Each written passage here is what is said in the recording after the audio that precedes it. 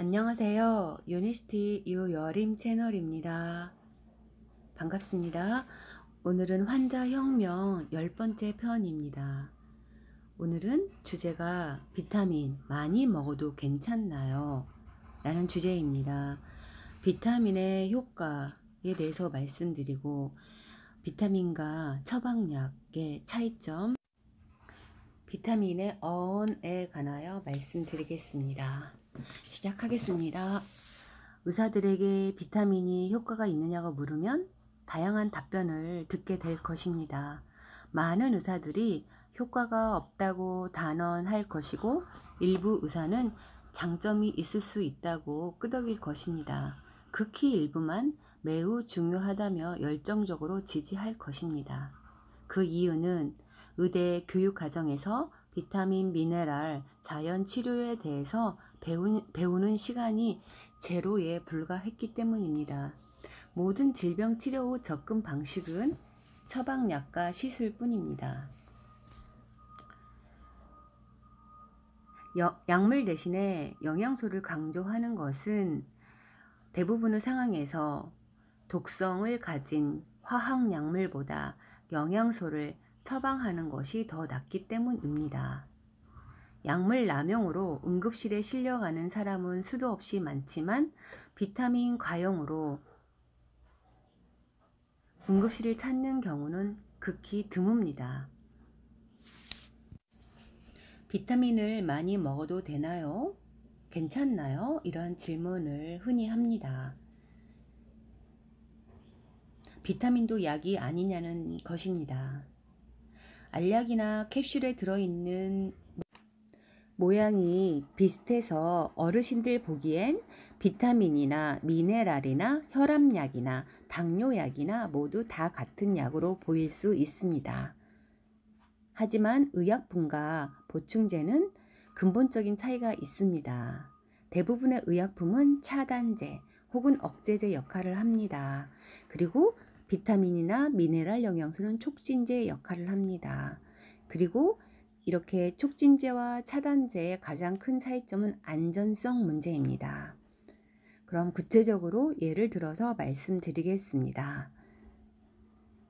의약품은 차단제 혹은 억제제라고 했지요. 우리 몸의 정상적인 대사를 가로막아서 약물이 원하는 효과를 내도록 만드는 물질들입니다. 예를 들어 혈압약은 베타 차단제, 칼슘 채널 차단제 이런 식이고 위산의 분비를 억제하는 역류성 식도염 치료제는 양성자 펌프 억제제입니다. 대부분의 우울증 치료제도 세로토닌, 신경 전달 물질의 재흡수를 억제하는 약물입니다. 반면에 대부분의 비타민이나 미네랄 영양소는 촉진제입니다. 촉진제란 무엇일까요? 대표적인 예를 들어서 말씀드리겠습니다. 호모스테인이라고 하는 염증 반응을 일으키는 물질이 있습니다. 왜 염증 반응을 일으키는 물질이 생겼을까요? 이유는 영양 결핍입니다. 호모스테인에 작용하는 비타민 B군이 있습니다.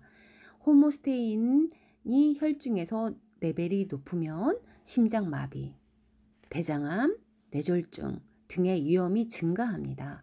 호모스테인이 증가하는 이유를 알아야 되겠지요. 호모스테인이 시스테인 단계를 거쳐서 메티오닌으로 전환되어야 하는데 이러한 전환이 제대로 일어나지 않기 때문에 혈중의 호모스테인 레벨이 증가되는 것입니다. 이때 필요한 것이 방금 말했던 비타민 B군, 엽산, 비타민 B6, B12가 부족할 경우에 전환이 일어나지 않고 호모스테인 단계에 머물러 있기 때문에 혈중 호모스테인 레벨이 증가하는 것입니다. 이 경우 엽산, 비타민 B6, 비타민 B12는 차단제가 아닌 촉진제 역할을 하며 빠른 전환을 촉진하여서 호모스테인 수치를 낮출 수가 있습니다. 이렇게 촉진제와 차단제를 말씀드렸습니다. 그리고 촉진제와 차단제의 가장 큰 차이점이 있습니다. 안전성 문제입니다. 비타민과 미네랄 같은 영양소는 처방약에 비해서 안전폭이 큽니다. 예를 들어 혈압약을 30알 삼켰을 때 응급실에 갈 수 있지만 비타민은 그렇지 않습니다. 비타민C 하루 권장량은 100mg에 불과하지만 천 단위의 제품이 많이 나와 있고 하루에 만 단위로 먹는 고용량 요법도 있습니다. 비타민의 의미를 한번 알아보겠습니다.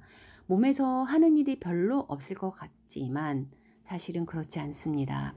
비타민의 어원은 생명에서 왔습니다. 생명력, 생명의 근원, 생명 유지에 필수적인 이런 뜻이 있습니다. 결핍되면 필수적인 것이기 때문에 죽을 수도 있는 물질들입니다.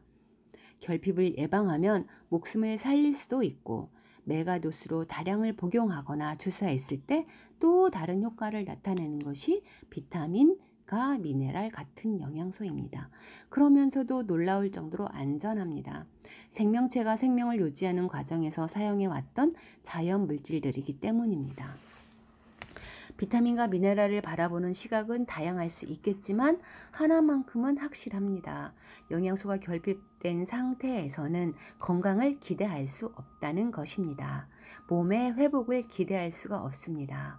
당뇨나 고혈압이 개선될 리가 없습니다. 자궁과 난소의 혹을 아무리 떼어내도 다시 생겨난다는 것입니다. 영양소의 중요성은 이제야 뒤늦게 주목을 끌기 시작했으니 앞으로 계속해서 끊임없이 연구하고 노력해야 합니다.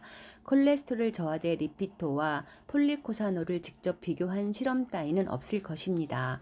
아스피린과 오메가3 지방을 비교한 연구도 없을 것입니다.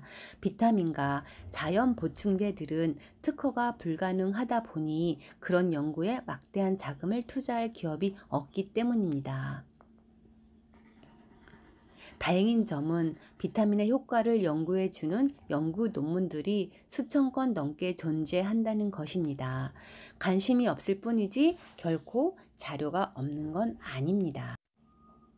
오늘은 비타민에 관한 주제를 다루어 보았고 비타민과 의약품의 처방약의 차이점에 대해서 알아보았습니다.